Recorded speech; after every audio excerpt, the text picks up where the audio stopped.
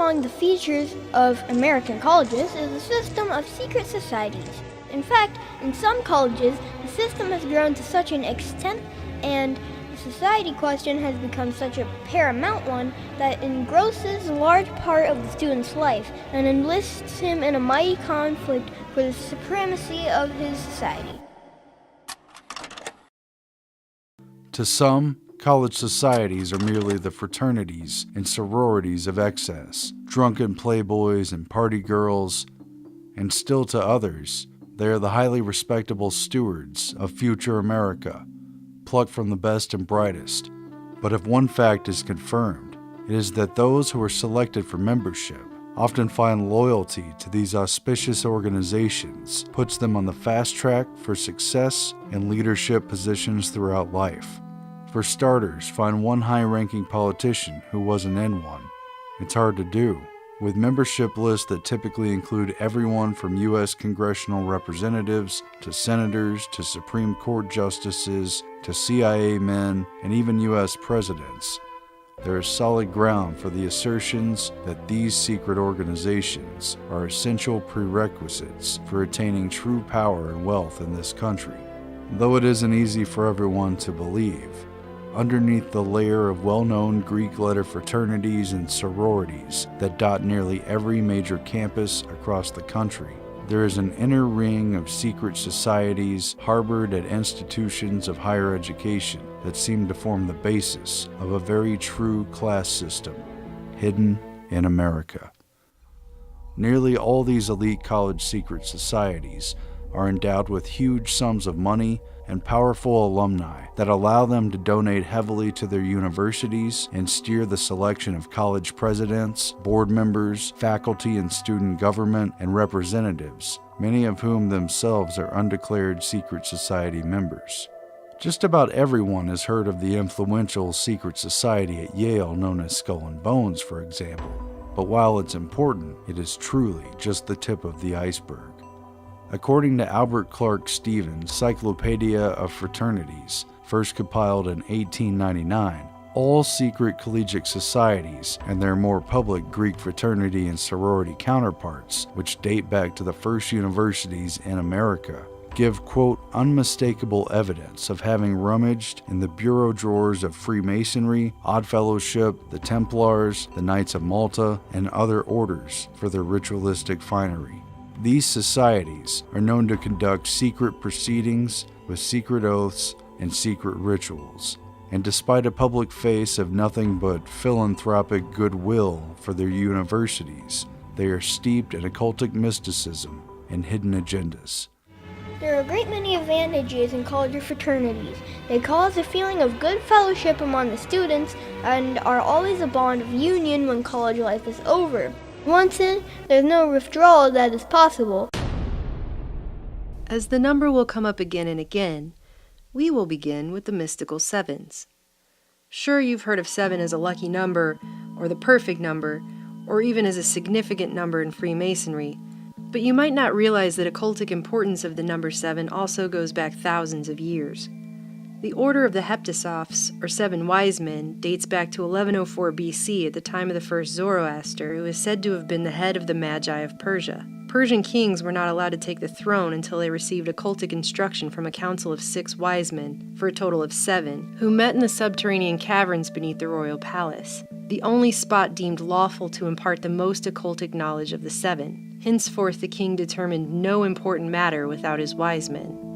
The Order of the 7 Wise Men was passed down through the centuries from Greece to Rome, Rome to Britain, and from Britain to America, where elements of its rituals and themes wound up not only in adult secret societies like Benjamin Franklin's Hellfire Club, but also in some of the earliest secret societies on the oldest and most elite and aristocratic campuses in the nation. Oddly enough, most of these universities even come complete with a network of maintenance tunnels connecting the campus, and it is rumored that many secret societies still meet in their subterranean depths to pass on their occultic knowledge, just like the ancient Magi of Persia. Chartered in 1693, the College of William and Mary is the oldest university in the South, and the second oldest in the nation behind Harvard. 4 of the first 10 American presidents are associated with it. In chartering the college, King William III and Queen Mary II of England sought to establish, quote, a certain place of universal study, to be led by 6 masters or professors and 1 president, the 7 to be known collectively as the Society. 7 is also a recurring motif of the school itself. Chancellors serve 7-year terms, and 7 buildings surround the sunken gardens, which are complete with 7 brick pathways. During the Civil War, the school was closed for 7 years, until its 17th president assembled a team of 6 and again revived the school. Those 7 men came to be known as the 7 Wise Men. Tunnels are also rumored to connect the school to the Bruton Vault, but that's another conspiracy for another time. So it is no great surprise that as student secret societies sprang up across the country with a heavy 7 theme, they began with the College of William and Mary, although they weren't all necessarily related. The 7 Society Order of the Crown and Dagger was started at William and Mary in 1826. They are most well known for donating gifts to the school through their endowment. Everything else about them, including their rituals, is kept completely secret, including members' identities until death. Almost seeming to follow their creation as a sort of blueprint, at least 10 other societies called the Mystical 7 soon sprang up in colleges around the South. Each had 7 founding members, and each chapter was referred to as a temple in reverence for the mystery religions and occult. Their records were kept in cauldrons. The Mystical 7 Temple of the Wand first appeared at Wesleyan University in Middletown, Connecticut in 1837. Their symbol is a 7-sided star featuring a cauldron in the center and a 7-foot wand. A member transferred to Emory University and founded a chapter of the Mystics there in 1841. Most sources claim it was called the Temple of the Sword, but in Albert Clark Stevens' 1899 book, The Cyclopedia of the Fraternities, it was named Temple of the Skull and Bones. On an aside, the original Emory University is located on the Druid Hills of Oxford, Georgia. Emory is home to several secret societies, including the Paladin Society, DVS, which chooses 7 members annually, Ducimus, and the Order of Ammon, named after the Egyptian god. Memberships are never revealed. In an anonymous interview with the Emory Wheel, an Order of Ammon member claimed that they are, quote, always watching, just like Ammon, who's invisible, omnipotent, and omniscient, and who describe themselves as having, quote, roles in a number of committees and other organizations that allow them to help guide the direction of the university. Back to the temples, Temple of the Wreath began at Transylvania College in Lexington, Kentucky in 1843. For such a little-known private institution, the university is the alma mater of 101 U.S. congressional representatives, 50 U.S. senators, 36 governors, 34 ambassadors, 2 Supreme Court justices, and 2 vice presidents.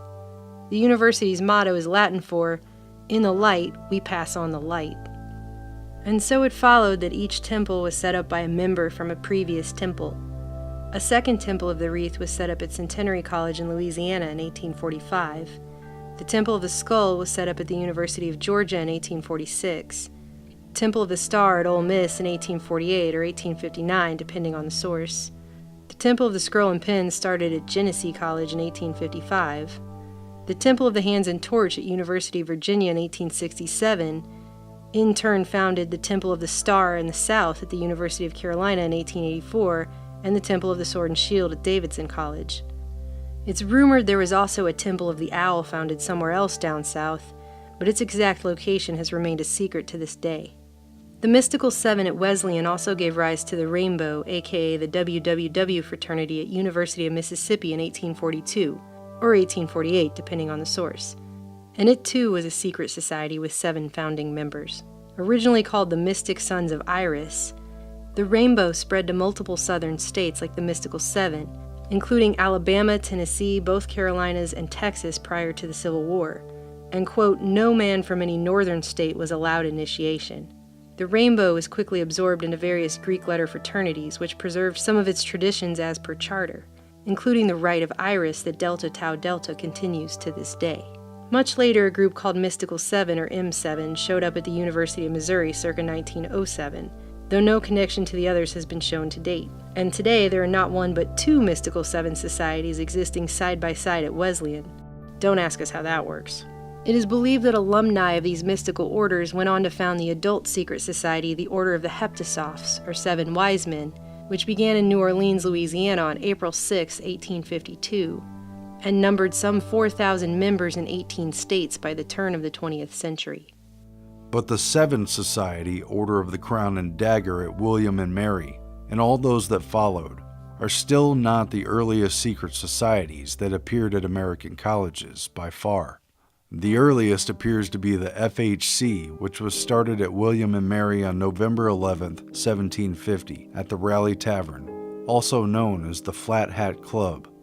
Why the Flat Hat Club? Because no member of the secret society FHC would ever tell what it stood for. However, it is believed to stand for Fraternitas Humanitas et Cognitio, which translates to brotherhood, humanity, and knowledge. Its motto was Stabilitas et Fides, steadfastness and loyalty, and its badge featured a coat of arms on one side and a symbol that included clasped hands along with their motto, indicating that it was more than a mere social club. It cropped up just in time to incubate a generation of revolutionaries, in which Virginia played an extremely significant role. It was many of the members of the FHC who were integral to the events that helped to spark the revolution. Just a few of the known members include George Wythe, Lieutenant Colonel James Innes, and future Secretary of State under George Washington, Edmund Randolph. And one of the earliest members of the FHC is none other than Founding Father Thomas Jefferson, who tried to play it off later in correspondence, dated 1819, where he admitted that he was once a member, but wrote, "When I was a student of William and Mary College of this state, there existed a society called FHC Society, confined to the number of 6 students only, of which I was a member, but it had no useful object, nor do I know whether it now exists." And another letter written by Jefferson during the time that he would have been a member of the organization was written in cipher using Latin and code. A search through newspaper archives revealed a 1911 article in Richmond, Virginia's Times-Dispatch, which hints that the FHC never died out and was actually a precursor to the Phi Beta Kappa fraternity, typically thought of today as the first American fraternity, even though it was not founded until years later in December 1776, when the revolution was just kicking off. Phi Beta Kappa also began as a secret society, but quickly spread throughout the country's Ivy League institutions, both during and after the Revolutionary War, and has today become one of the largest fraternities, no longer secret. It is believed by some to be a direct spin-off of Adam Weishaupt's Illuminati, which was founded the same year on May 1st, 1776. Its original emblem features a hand that points through its motto to 7 stars, and the back of the earliest Phi Kappa member badges, which were in the shape of a 7-pointed star, had SP for Societas Philosophiae, or Philosophical Society, next to a date that some of the mystical initiated have referred to as the date of Illuminism. Many Phi Beta Kappa members served in the Continental Army. 17 became members of Virginia's House of Burgesses, or the Senate, or both. 8 became members of the convention that ratified the federal Constitution, 5 became representatives in Congress, and 2 were U.S. senators. But decades after the Revolution ended, when twice asked about Phi Beta Kappa in correspondence, Jefferson claimed he was an entire stranger to the society and knew nothing of its history or objects. The FHC has been referred to as the genesis of a great scholarly brotherhood of the numberless Greek letter fraternities, which had at the time of the 1911 article some 300,000 members at colleges and universities all across America, and which, quote, exert an immeasurable influence for the brotherhood of man. The male-only secret society was based on secret ciphers, a secret handshake, and secret meetings for secret ends. So began the tradition of a secret leadership sect within society, born out of American colleges and universities across the country. When Phi Beta Kappa began at the same aristocratic university as the FHC over 2 decades later, it cannot be a coincidence that it too was founded at the Apollo Room of the historic and infamous Raleigh Tavern, the very same one where the FHC was founded. The FHC continues today, or doesn't, depending on who you ask, but the student newspaper at William and Mary, the Flat Hat, is named after it. There are currently at least 9 secret societies active on this campus alone, including the Sevens and the Bishop James Madisons, And intriguingly, it is rumored that some of them use a sophisticated network of underground steam tunnels to meet unseen, and fraternities have also reportedly made pledges steal bones from a burial vault under Wren Chapel, accessed via these tunnels. But after the Flat Hat newspaper did a report on the tunnels, the vault was sealed off with an additional steel door in 1977. The FHC and Phi Beta Kappa gave rise to an entire Greek letter system in American universities and overlaid a system of truly secret societies at the top, all of which serve as entryways into the upper echelon of American power and privilege. But like all other institutions which are good in themselves, it is liable to much abuse, and the members of societies ought to be extremely careful that they do not bring upon themselves public displeasure by such abuse. It should be noted in the late 1800s, the wave of anti-Masonic fervor which began earlier in the century continued to put pressure on the college society systems, along with a growing sense of many student bodies that fraternities and secret societies were little more than nurseries for snobbery and elitism. Especially in New England, universities and colleges were pressured to close down the societies. Some were banned outright, as at Princeton, which today openly houses eating clubs instead, although rumor has it the secret societies are still around, just forced deeper into the shadows. The majority, however, were so powerful financially and otherwise that they were allowed to continue their rituals with a wink and a smile and have continued as an integral part of the universities to this day. Here are just some of the secret societies found on American campuses today to give you an idea. This is by no means an exhaustive list, as there are way too many to cover in depth in a simple report. We'll start over where we began, with Skull and Bones at Yale.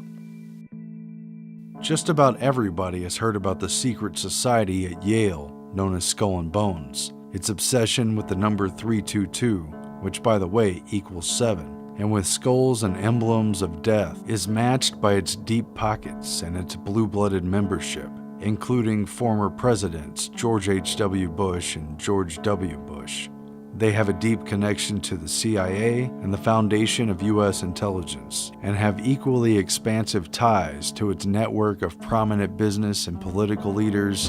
Skull and Bones, Nazi banking, setting up the Soviets, funding them, financing them, into ambassadors, bankers, and dynastic families who generally rank among the oligarchical leaders of the country. It was founded in 1832 by the Russell Trust, set up by William Huntington Russell and Alphonso Taft, grandfather of William Howard Taft, who was not only a Skull and Bones member, but the only person in American history to become both a Supreme Court justice and a U.S. president.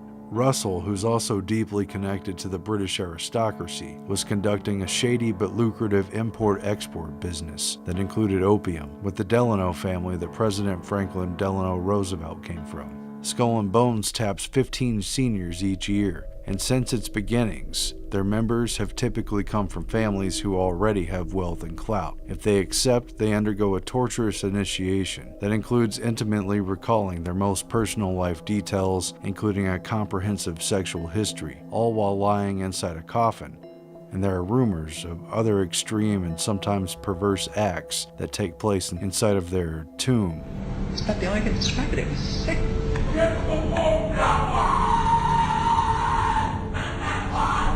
A large majority of Yale's presidents have been members of Skull and Bones, or they were selected in part by the group. Past members have included Senator and Secretary of State John Kerry, Wall Street banker, governor, and ambassador to Russia, Averell Harriman, Senator Prescott Bush, father and grandfather to 2 presidents, who were also both Bonesmen, commentator William F. Buckley, who's considered instrumental in the conservative movement, former National Security Advisor and president of the Ford Foundation, McGeorge Bundy, as well as his brother William Bundy, a CIA analyst and a presidential advisor.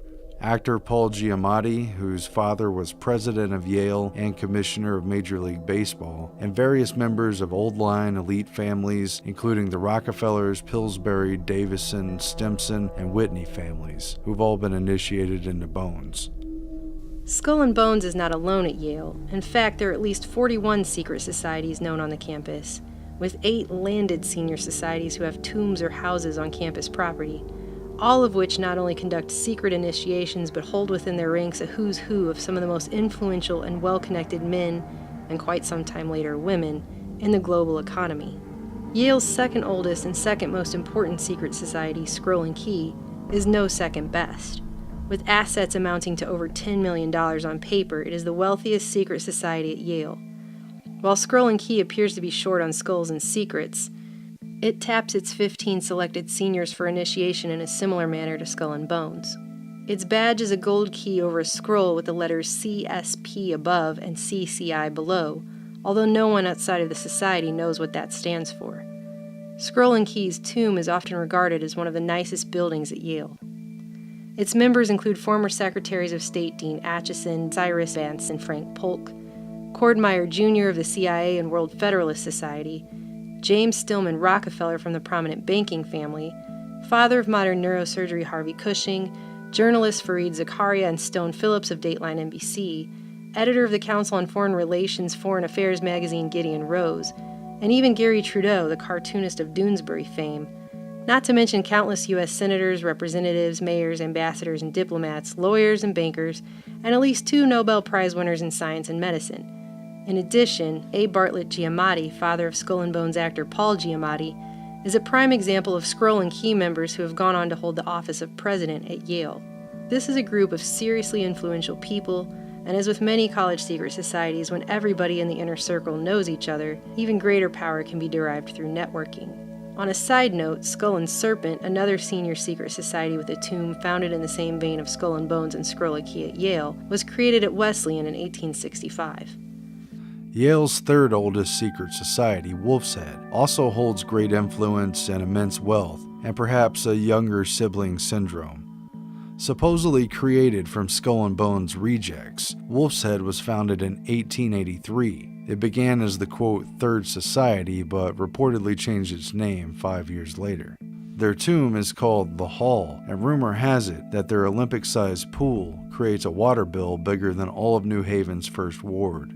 Past members have included numerous American diplomats, several former U.S. Secretaries of Commerce, and an array of U.S. Congress members, as well as elite lawyers that include Special Prosecutor to investigate Whitewater, Robert B. Fisk, who was appointed by then Attorney General Janet Reno. Past Wolfhead's members have also included a head of the Ford Foundation, elite family members like Edsel Ford's youngest son William Clay Ford, Anson Goodyear, William Wrigley III, and Philip Pillsbury, in addition to former Yale presidents, Yale Law School deans, and longtime Yale administrators. Renowned author Anthony Sutton, one of the few credentialed scholars to research Skull and Bones, stated in the introduction to his book America's Secret Establishment that he believes Scroll and Key, as well as Wolf's Head, supposedly competition societies, to be part of the same network. The secret society Book and Snake was founded in 1863 as part of the Sheffield School before it merged with Yale.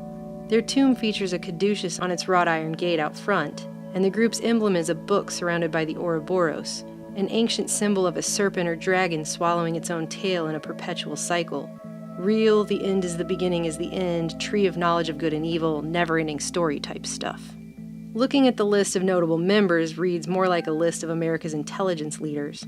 Among its ranks are Bob Woodward of Washington Post Watergate fame, U.S. Congressman and former director of the CIA Porter Goss, former Secretary of Defense Les Aspin, former Secretary of the Treasury Nicholas F. Brady, and U.S. State Department officials including Charles Rivkin and John Verneau Bouvier III, father of First Lady Jackie Onassis.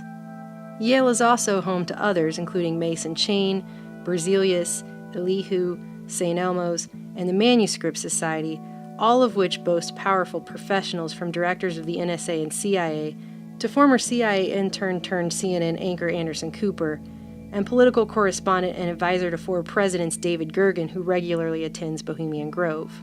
Yet one of the oldest societies at Yale is the Linonian Society, which dates back to 1753 and began as a literary and debating society, but after some decades followed suit with Yale's other secret societies, although it also taps graduate and law school students.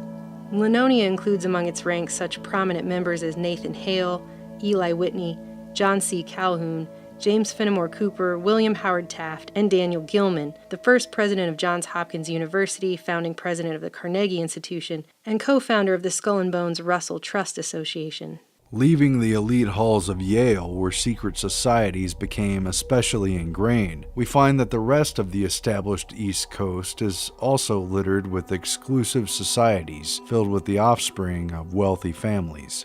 Brown University of Providence, Rhode Island, has some of the oldest secret society ties as well, with its first group, the Philharmonian Society, founded back in 1794.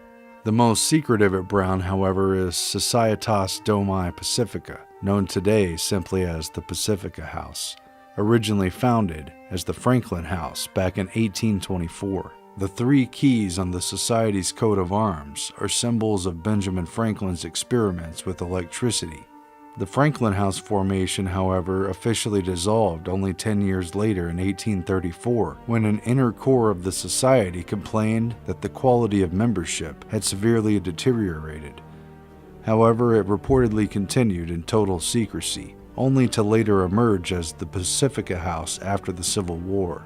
It is known that 15 members are chosen each year, but everything else is a secret. According to a rumor in Town & Country magazine, Pacifica House is a Brown University branch of a larger secret society order that also includes Yale Skull and Bones and Dartmouth Sphinx.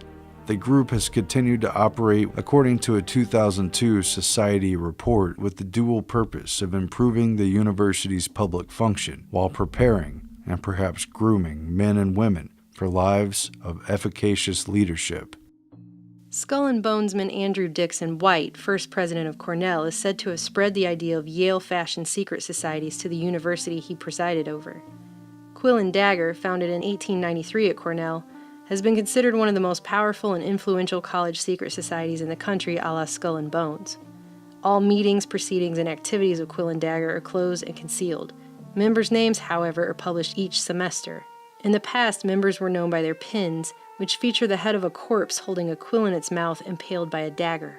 Meetings are held in the top of the north tower of a war memorial that was funded by alumni members, and as such, the group is allowed exclusive access to the top floors of the tower. The memorial is covered in the group's symbolism, which has been linked to Knights Templar, among others.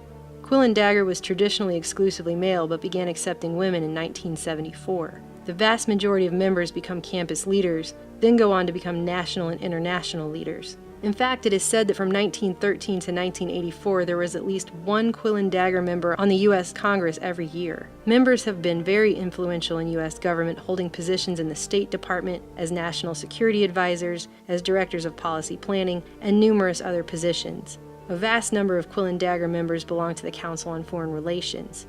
Quill and Dagger alumni include Paul Wolfowitz, Ruth Bader Ginsburg, Janet Reno, and CEO of the Clinton Global Initiative, Robert Harrison. Between the 1930s and 50s, it is also reported that the chairman of Standard Oil, Sunoco, and ConocoPhillips were all Quill and Dagger members, with similar networking situations found in the finance industry. The list goes on in every major sector of society. Other Cornell secret societies include Sphinx Head, Der Hexenkreis, and Order of Omega. Georgetown University deserves special attention since its campus secret society is located at the nexus of power in Washington, D.C. The school specializes in training diplomats and career policy wonks, and the university was founded by Jesuits, a Catholic-oriented secret society which itself dates back to 1540, and which wielded so much power that nations in Europe lobbied against them, forcing the Pope to issue a decree officially disbanding them in 1773, though there are persistent rumors that the secretive Society of Jesus never ended, but rather just went underground, continuing to wield its influence all across the world today. And so it is that Georgetown's most infamous secret society was founded as a Jesuit order. Created in secrecy, it's known as the Society of Stewards, and it's been described in the press as, quote, sometimes menacing and sometimes comical. Traditionally, little has been known about this all-male group, aside from the fact that its well-connected alumni were said to watch anonymously over campus life, working from the shadows to ensure that core traditions were observed at Georgetown. The Stewards' motto, Non Scholae Sed Vitae, not for school, but for life, and its 2,000 bylaws, including officer titles, were leaked to the media. The group includes a, quote, master of the ritual, as well as 2 guardian stewards, at least one of whom must be a member of the Society of Jesus or a Roman Catholic priest. Under the charge that the campus body had drifted too far away from Jesuit tenets, the secret society surfaced at Georgetown in 1982, though other accounts trace the group back to at least 1903, at a time when many new societies were founded all across U.S. campuses. Credit for the formation of the Stewards has been given to Manuel Miranda, who earned his bachelor's at Georgetown in the Walsh School of Foreign Service, and he's been deeply involved in public policy and foreign affairs ever since. His father-in-law, Clair George, was a career CIA man who rose to the number 3 position in the agency, and during the 80s was the head of worldwide covert operations. And it was during this period in the late 80s when the Stewards first came under fire for, quote, elitism and exclusivity, after a number of female undergraduates complained to the university that this all-male secret society with hidden agendas was manipulating campus politics. And a first for college secret societies, the Stewards responded to controversy and went public, only to claim that they were breaking up. But much like the Jesuits broken up centuries ago, they simply went deeper underground. Later, in 2005, an anonymous member of the Georgetown Voice decided to spend a full 24 hours in the tunnels below campus and write about it for the publication. During his lonely foray into the campus underground, he described how he came across a vacant room with a huge blood-red cross painted on the wall with a circle, complete with a variety of names and Latin phrases around it, including crux orbis and the phrase circuli crux non orbis prosunt. The writer concluded that this must be the meeting place of the Stewards. Returning to the recurring theme of sevens, the most secret of all societies on the University of Virginia campus is the Seven Society, founded in 1905, whose members are only disclosed upon death, and only because a wreath of black magnolias in the shape of a number 7 is placed upon their grave, and the university's carillon chimes on the 7th dissonant chord 7 times at 7-second intervals at 7 past the hour for 7 straight minutes. The chimes were actually purchased through a donation from the society for $9,777.77 in 1957, when the society revealed that 77 past members had died up until that point. Such a wreath was placed on the grave of Robert F. Kennedy after his assassination, leading to much speculation, and while he attended law school at Virginia, the society denied he was ever a member. Their emblem, a number 7 surrounded by the alpha, omega, and infinity symbols, sometimes completed with stars, can be seen all around the university grounds, including a large version permanently affixed on a hill at Scott Stadium. The society is very influential at the university, donating hundreds of thousands of dollars to the campus projects in sevens.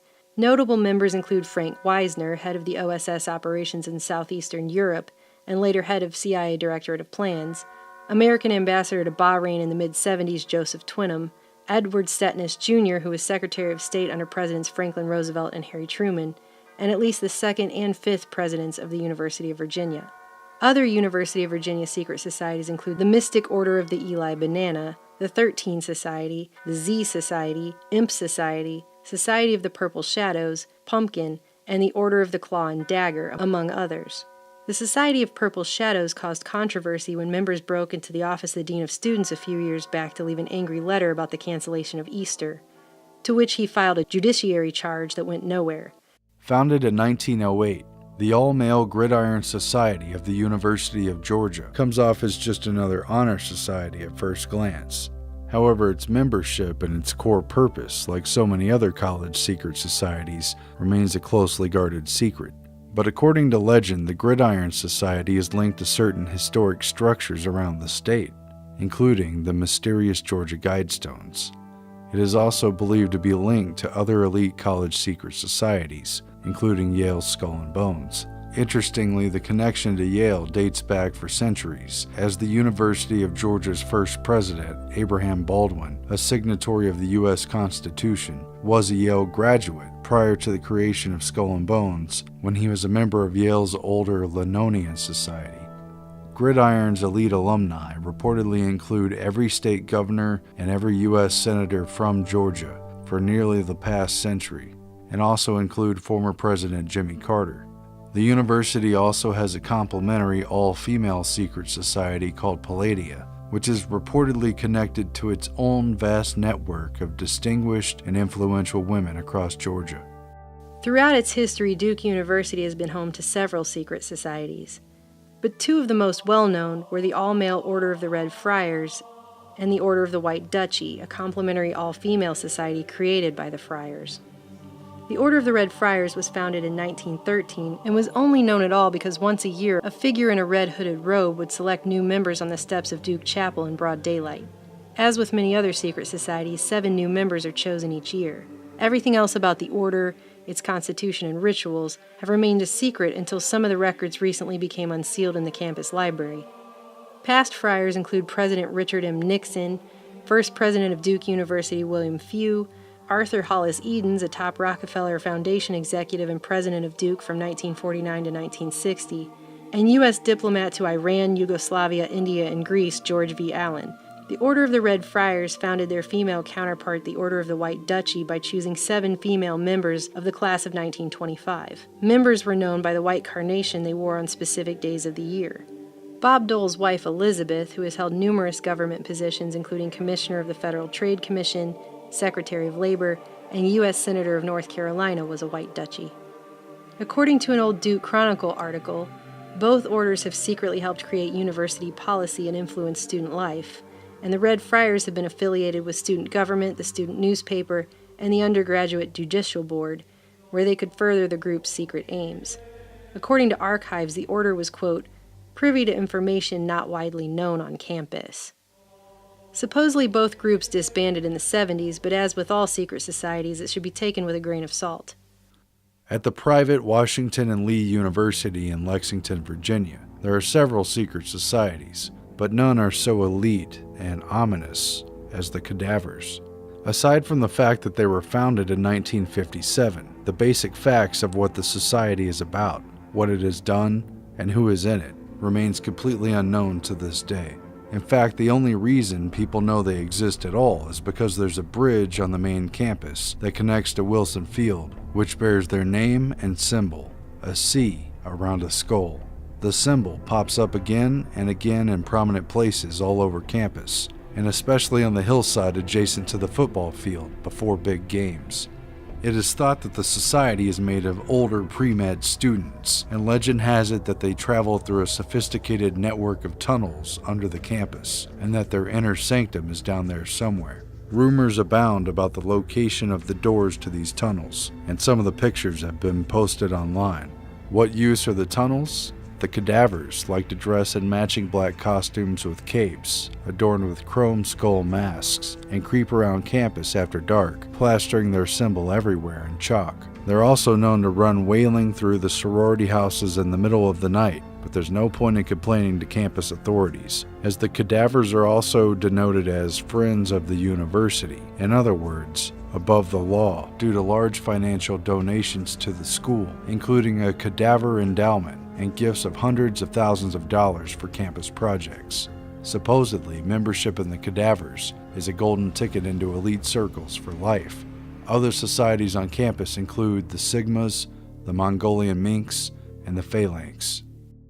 Nestled in a wealthy district in Upper West Manhattan, Columbia University has several secret societies, and the best known and perhaps most exclusive there or anywhere is St. Anthony Hall, aka St. A's, a revolving door for elite-bred, moneyed families from the WASP tradition, whose members are referred to only as the membership. In fact, it was St. A alum E. Digby Baltzel who coined the term WASP to begin with. Founded on January 17, 1847, the feast day of St. Anthony, a 4th century Egyptian mystic, founder Edward Forbes Travis introduced a friend at Columbia to certain rituals he brought with him from England, which grew into what is today known as St. A's. St. Anthony's Hall at Columbia is considered the alpha chapter of a dozen chapters located on Ivy League campuses including Brown, Princeton, Yale, and MIT. And they all have one thing in common: their members have wealthy parents. Past members have included grandson of President Theodore Roosevelt and head of the CIA's Technical Services Division, Cornelius V. S. Roosevelt, Edward Stettness Jr., who was Secretary of State under Presidents Franklin Roosevelt and Harry Truman, and a member of the Seven Society at University of Virginia, Frederick Ferris Thompson, who helped found what became Citibank, Thomas Edison's son, who went on to become governor of New Jersey, and so many other elite people from all sectors of society it's impossible to list them all. Over 40 state and federal senators and congressional representatives and governors have come from St. A's. So did Tucker Carlson of Fox News. The rest of the campus is pretty well aware of St. A's privileged members. A piece in the Columbia Spectator actually noted the existence of two Columbias, the regular campus and the one located at St. Anthony's Hall, where students have a personal chef and live-in servant who cleans and does the laundry, and was referred to by other students interviewed by the Spectator as, quote, the Asian slave in the basement. Pennsylvania State University, better known to football fans as Penn State, has its own system of secret societies dating back to 1909, including the secret society Lion's Paw, as well as its own branch of Skull and Bones, and the secret society Parmeinu, which translates to Among Us, and includes countless members of the university alumni, including its famed coach Joe Paterno, who was engulfed in scandal and cover-up at the end of his long Penn State career. Penn State's secret societies are known to meet in black robes in the middle of night around campus, and are rumored to be extremely influential in picking the leadership of the university. From board members to past presidents, members of Parmeinu, Lion's Paw, and Skull and Bones can be found throughout the Penn State administration. UPUA student government president Christian Ragland criticized the influence of secret groups on the campus of Penn State, noting that, quote, it's almost like the university is ruled by the 1% of people who are in societies. This may prove significant as the Sandusky sex scandal that rocked the university also brought charges against members of the Board of Trustees for perjury and cover-up over the incidents. As evidence came forward about who knew about what when, it was found that Penn State University had paid out over $90 million to settle 30 civil complaints related to Sandusky dating back to 1971, during which time the coach was protected and never fired. Rumors that the scandal went beyond Sandusky and up into the elite donors of the university were quickly squashed, and one has to wonder, what else are they hiding? Formed in 1832 at NYU, the Euclidean Society began as a literary and debate group that was for a time nicknamed the Raven Society because Edgar Allan Poe was a frequent guest lecturer. The name Euclidean is purported to come from Euclea, the goddess of repute, glory, and war. A quip in the yearbook of the era describes Euclidean as having membership that includes John Quincy Adams, the Rockefellers, and that crowd. The group had a stable source of revenue in a trust, a library, and augmented student instruction with its own rooms, including an elegantly furnished parlor within the main university building. Supposedly members were widely branded social elitists, and by the early 40s, the group stopped existing on paper, but in reality it just went dark, with all records redacted or written in ciphers understood only by the members. It's definitely still around today. In 2009, the group caused a controversy when it activated beepers in classrooms across campus with a note for each class that read, "Fellow classmates, truth is something you find outside the classroom, outside the walls of this university, and only from the professor in front of you insofar as he can serve as an experienced guide. We're not here to preach. We're here simply to say, NYU has its secrets too. This is your friendly wake-up call." NYU has its secrets too is apparently the group's tagline. Notable members include inventor of cornflakes John Harvey Kellogg, Walter Reed, for whom the infamous Walter Reed Army Institute of Research is named after, Ford Foundation President Henry Heald, Elihu Root, who served as Secretary of War for 2 presidents and chairman of the Carnegie Endowment for International Peace, Henry Pratt Fairchild, who was president of the American Eugenics Society and helped found Planned Parenthood, Eustace Mullins, as well as numerous congressmen, senators, and NYU presidents. Founded in 1889, or depending on the source, 1899, at the University of North Carolina, Chapel Hill, this secret society upgraded from your average tomb to what is today a $1 million castle on 34 acres in the woods, not far from Old Chapel Hill Cemetery.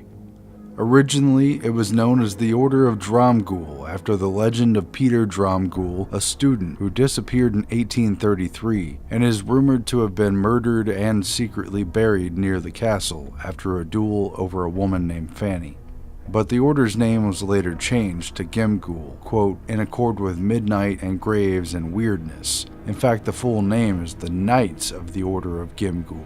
While the order is described to be about the ideals of knighthood and chivalry in the tradition of King Arthur, and archived pictures of past meetings look like something straight out of Harry Potter, to write them off as just a club filled with nerdy fanboys would be an underestimation.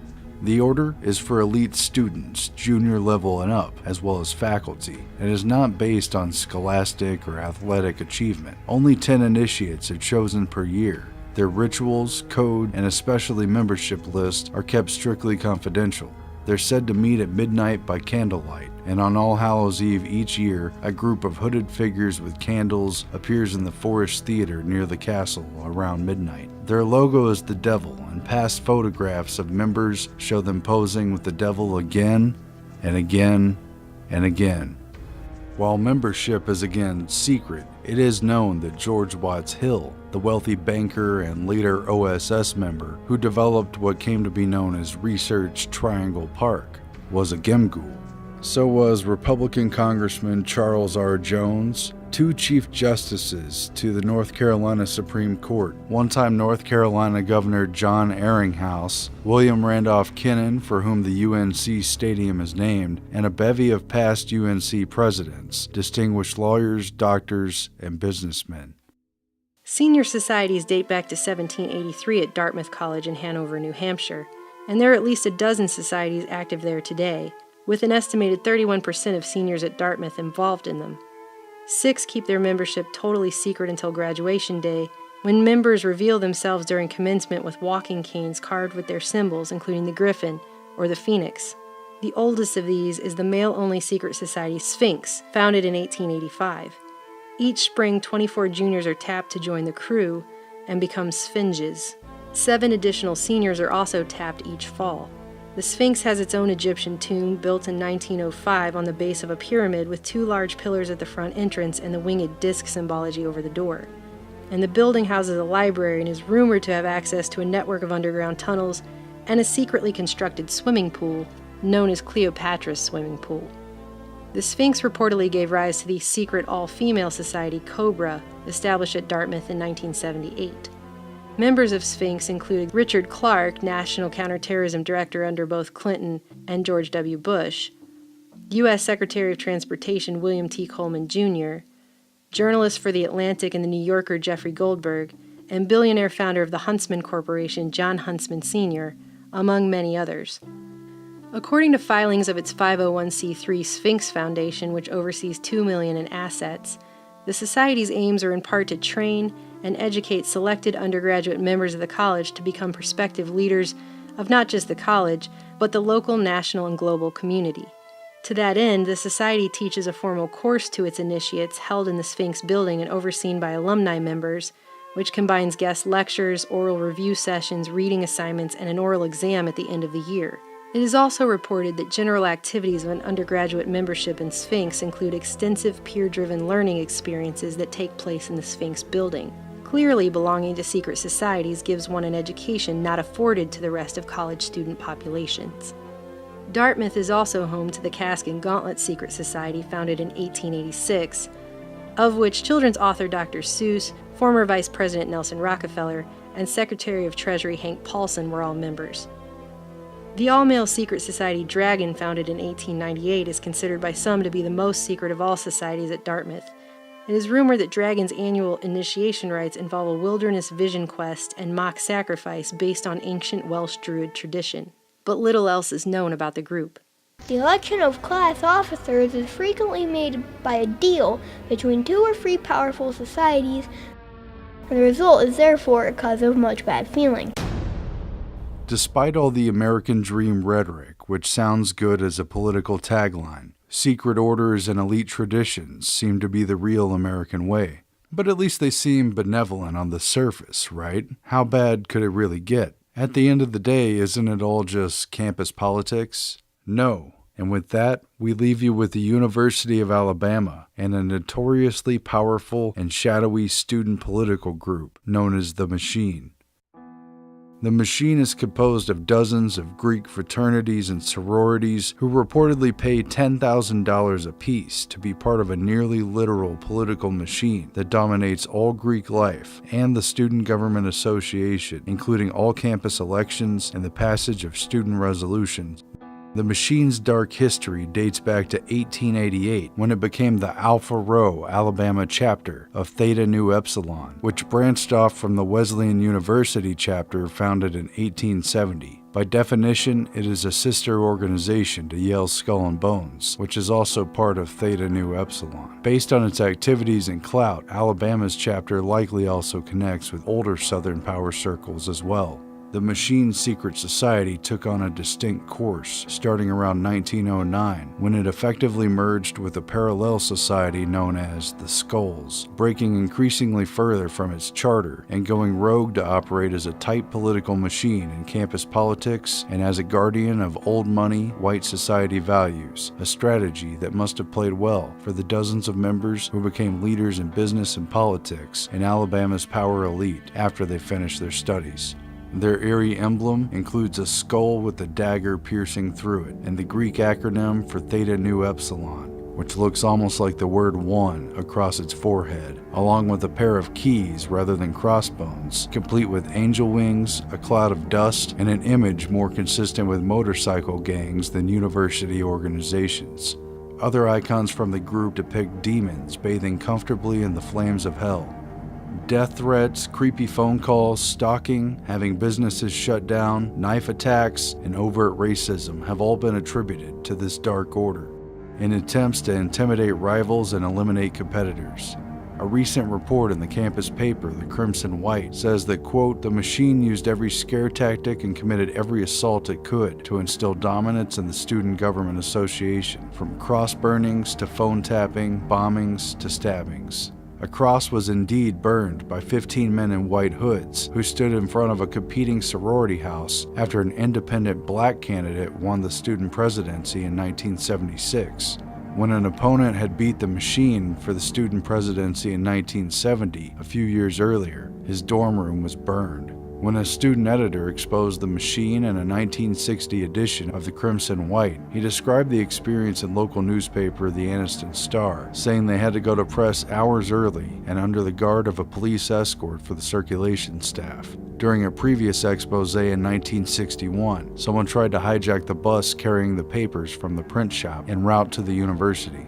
The level of harassment and intimidation tactics has raised a national spotlight on the allegations of abuses raised by several independent class president candidates, including a former Alabama governor's daughter who refused to align with the machine in 1993 and as a result suffered emotional and psychological trauma. She was physically assaulted by a man wearing pantyhose over his head who broke into her home, beat her, sliced her face with a knife, and threatened her to drop out of the race. She too had a cross burned on her front lawn. Nevertheless, opposition groups on the campus are becoming more vocal by the year, and at least some are publicly challenging the machine in elections. However, there are plenty of claims that its powerful influence has long since formed the basis of a good old boy network that has been rumored to plug candidate after candidate into Alabama's state politics system at virtually every level, with machine-backed graduates taking the, quote, southern route to Washington, D.C.